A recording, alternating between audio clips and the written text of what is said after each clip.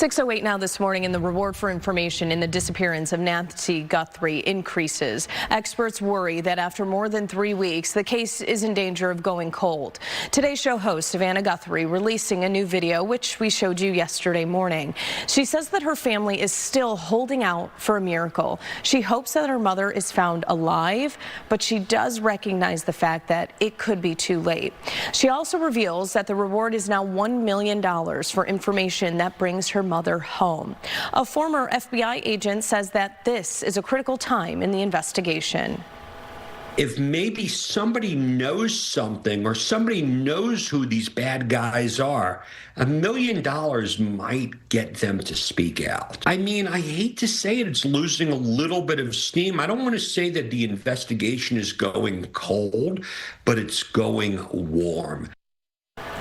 Anyone with information about the Guthrie case can call 1-800-CALL-FBI to provide tips to law enforcement. And for all of the very latest on the case, you can scan the QR code or head to the special section on our website, fox10phoenix.com/Guthrie.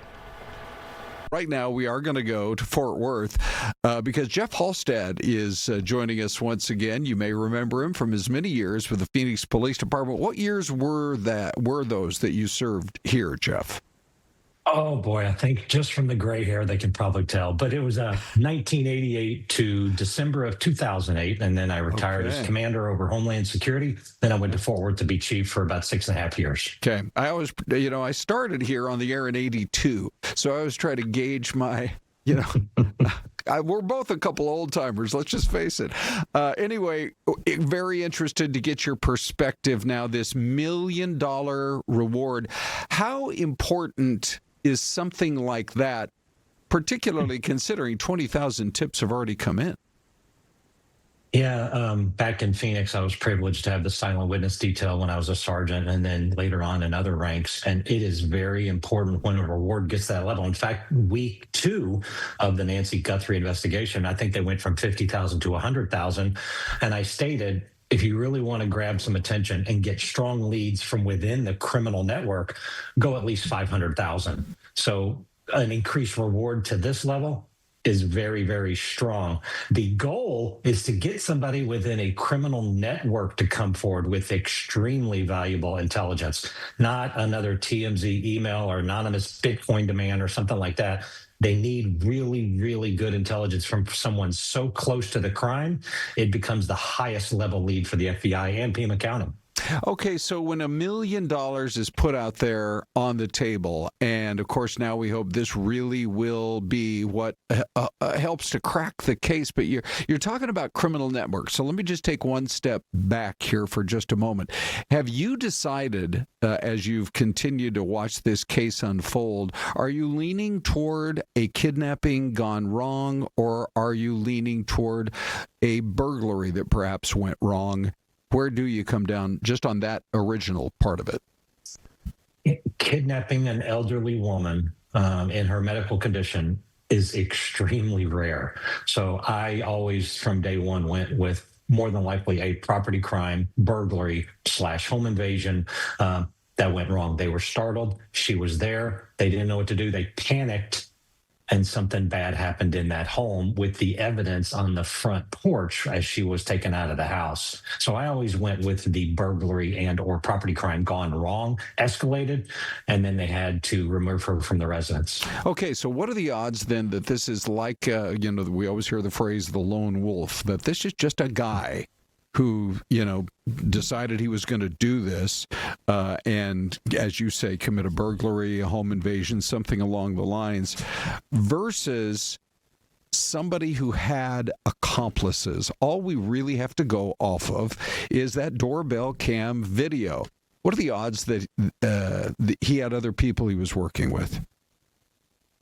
Oh boy. So let's get into this. This is a good question, because more than likely it was probably a lone wolf that made the entry, a single suspect that made the entry to commit the property crime. And then something unthinkable could have happened. Then he's going to have to notify people. That could be the 41 to 42 minute delay, is to get some support. You simply cannot on your own take care of a body and or someone who is physically challenged to walk, just 50 feet, according to the first press conference. With that said, more than likely a driver, another person to help carry. So you could be looking at 2 or 3 total suspects once Nancy was taken and removed from the residence.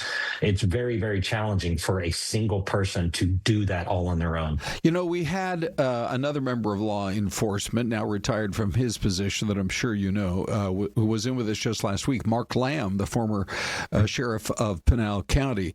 And he said it made sense to him that the camera, because we know it was removed, the doorbell camera was removed, less for the going in portion of getting into the home, and more because someone did not want to take the risk that there could be video evidence of either a second person or the removing Nancy from her home out the front door, and that would make sense. We do have the blood droplets. Does that seem like a likely scenario? Yeah, it does. And that also fits a little bit of the profiling that's happened in other related crimes where a burglary suspect or someone that's potentially a home invasion suspect actually is startled and then commits a crime in the residence towards one of the residents or occupants. And with that said, I think defeating that, and the reason I always go back to kind of amateur is if this was a distinctive targeted kidnapping, they would have used high-level technology and devices to defeat all security accesses everywhere around the house. This just simply wasn't the case. So that's why I lean on. But I would agree with the former sheriff, Mark Lamb, that would make sense. Taking away other identifiers of other persons coming to help this person remove Nancy and or clean that area up before they leave. Hi, Jeff. How are you? This is Celeste. It's good to hear. Doing great, Celeste. How are you? See and hear you. I'm doing well. Thank you. I did want to ask this question. This morning, and Ron, you may have covered this off the top, but we had, of course, that new video from Savannah Guthrie saying that they were offering now $1 million reward money. Can you give us some insight in terms of, does that, of course, get people's attention even more, or does it seem like this could become eventually a cold case? Let's do this. Let's play that clip. Yeah. And then we can let you react to it. Ready? Here we go. We know that millions of you have been praying. So many people have been praying of every faith and no faith at all, praying for her return. And we feel those prayers. Please keep praying without ceasing. We still believe. We still believe in a miracle. We still believe that she can come home. Hope against hope. As my sister says, we are blowing on the embers of hope. We also know that she may be lost. She may already be gone. She may have already gone home to the Lord that she loves and is dancing in heaven with her mom and her dad and with her beloved brother Pierce and with our daddy. For that reason, we are offering a family reward of up to $1 million for any information that leads us to her recovery and help us bring our beloved mom home, so that we can either celebrate a glorious, miraculous homecoming or celebrate the beautiful, brave, and courageous and noble life that she has lived. Please be the light in the dark. Wow, powerful for sure. So powerful. Jeff, what are your thoughts on that video?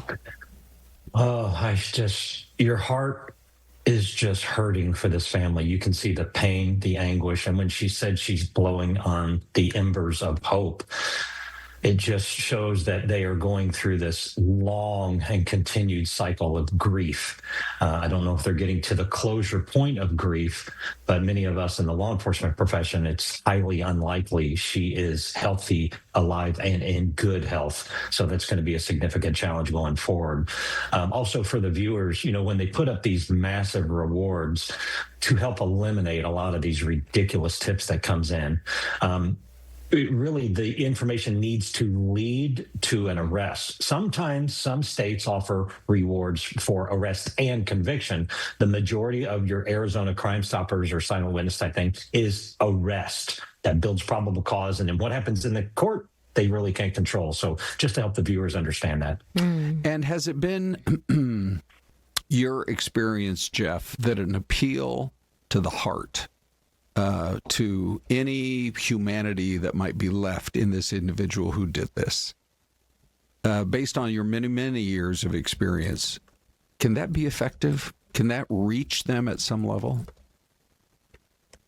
The majority of these heinous acts that are committed by almost demonic human beings. I mean, they really don't have a conscience at times, depending on what drugs are on board, mental status, things like that. But people around their network, they do. And that's what motivates us. And if you look at the reward history from this case when it started, you'll notice that it starts and then leads come in, they go down. The reward goes up, more leads come in, then the leads stop. Then it goes up again. So you're seeing this cascading peak and valley type of reward scenario. It's because leads are drying up. And Ron, you mentioned before the potential of moving forward to like a cold case status.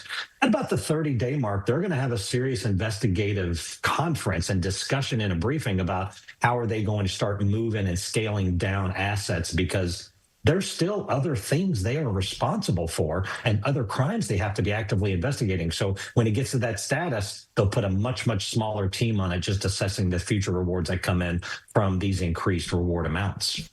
Well, we feel like we always get some really interesting perspective from you. That is Jeff Halstead out of Fort Worth.